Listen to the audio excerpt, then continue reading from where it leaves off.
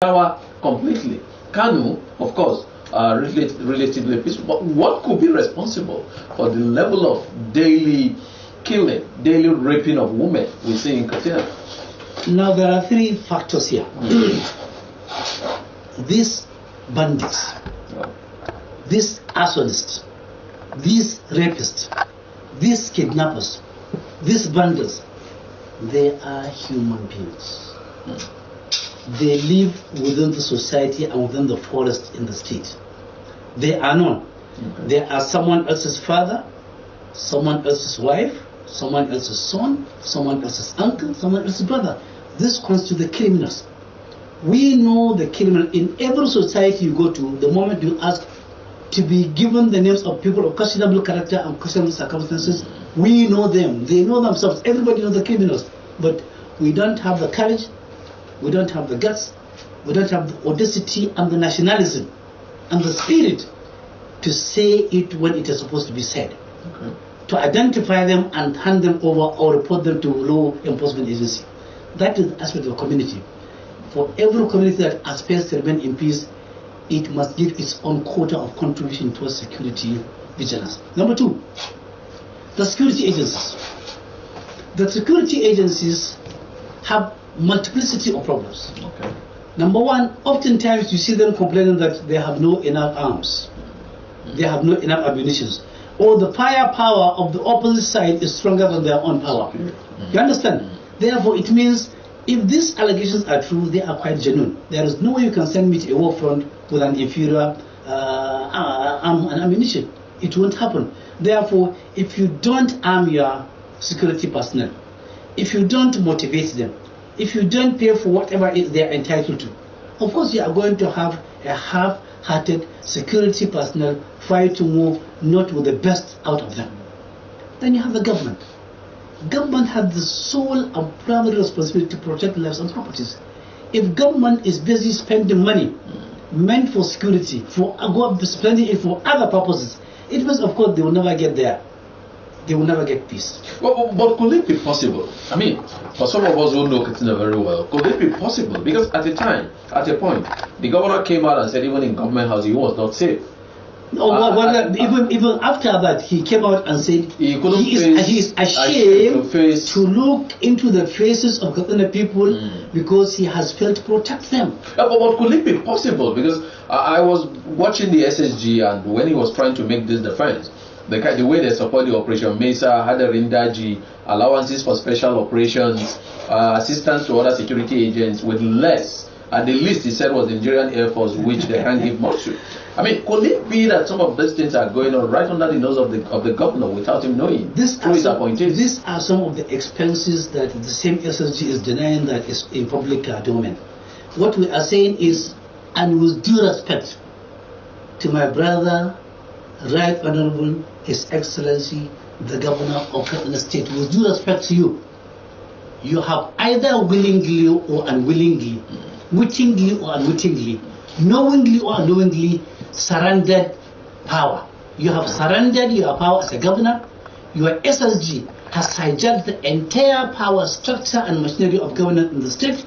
He has unknown to you, held your jugular veins, asphyxiated you. You are gasping for oxygen. You are not in charge. You are not in control. You will never be in charge. You will never be in control as long as your SSG remains the SSG and continue to call shots all year through, all day through, all week through, all month through.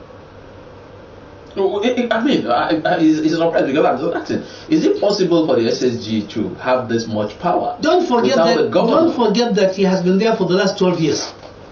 From a commissioner, this is the third time he is becoming an SSG after being a commissioner for education. Therefore, he knows the power game much better than the governor. Okay. The governor, by his own personal attitude, is not an overbearing person. Is not a strong character. Is not a person that keeps on looking until he identifies something wrong. No. He takes things easy. In governance, you don't take things easy. You are supposed to be in charge because the ball and the shot stops where? On your own table. That is why today you feel as if I'm not attacking you as Aminu Masari. I'm advising you as the governor of Kaduna State, you have surrendered your power, unfortunately, to somebody who has outlived his usefulness and who is despised by substantial number of people in Kaduna State on account of the way and manner he is mismanaging power. Well, people will say you have his support, but again, as a stakeholder in Kaduna State, as a human rights activist, and I'm sure one way or the other, you must have access to the governor. Have you actually tried to reach out to the governor to let him know some of these anomalies going on right under his nose? I forewarned him exactly when he turned 100 days in office. Okay. I was invited to deliver a lecture. That was in 2015. In 2015. Okay. And the title of my lecture was, and still is, and remains so, is Kaduna people will judge Governor Masari dead or alive. That is precisely the title.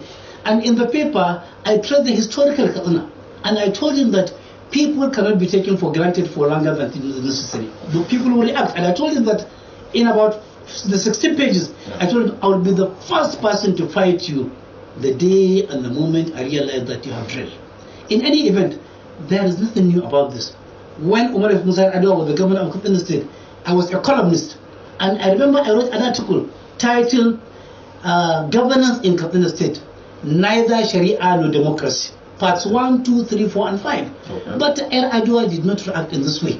Indeed, the President of Adwa at that time called me and said, Mahdi, the governor appreciates your column and he would want you to give him a position paper, which I gave. And believe me honestly, of the 6 issues I raised, he addressed 4 within 2-3 months. During Shema, I was one of the front fighters of Shema's government. Shema can be a witness. I'm sure he's going to see this program. I never spared him, not being personal, but on official grounds. So what is so special about me criticizing the government of Governor Masari? More so, I am a stakeholder. I am a citizen indigenous of the state. I am a taxpayer. I am an employee of labor. I am preeminently qualified to look around, see around, find around. If something is fundamentally wrong, I will keep on talking. It is no more golden to remain silent. Yeah, I asked that question because, of course, like you said, if in 100 days in office you're able to actually forewarn the government, I did. Like you said, I did. And it's most of the issues you raised are now rearing their ugly. They have reared completely. I mean, do you try to also find means to get to the government and say, this is what I warned you about, and they are now happening? The truth is that, like I told you, whatever you go to discuss with him, I've had this discussion with about 10-15 people. Okay. He will always refer you to the SSG. And the SSG is seeing everybody as an enemy, except if you are adultery to his own tune. Everybody is an enemy, everybody is an intruder, and nobody is welcome, unless if you are part and parcel of that clique, cartel, and cabal. What? How true is it that a younger brother of yours is a civil servant in the state but is being witch hunted, alleging that he's the one leaking the document? That is absolute nonsense. That is stupidity of the highest order. I don't fight anybody's war. I don't fight anybody's fight. I fight my own fight. I own my own fight. Okay. If my younger brother is in public service, he has done something wrong, he should be reprimanded. He should be punished according to laid down rules and regulations. Okay, so you are saying you are not getting the document from the younger brother as it is. Well, that will take us to the issue of where now. Somewhere was talking about security agents being paid a certain amount of money monthly. But the SSG came out and said, well, there was a contractor there who was handling those, contract there. But since the contractor came back, they've stopped paying any amount of money. That there was nothing like paying. I don't easily and cheaply swear. I swear to Almighty Allah,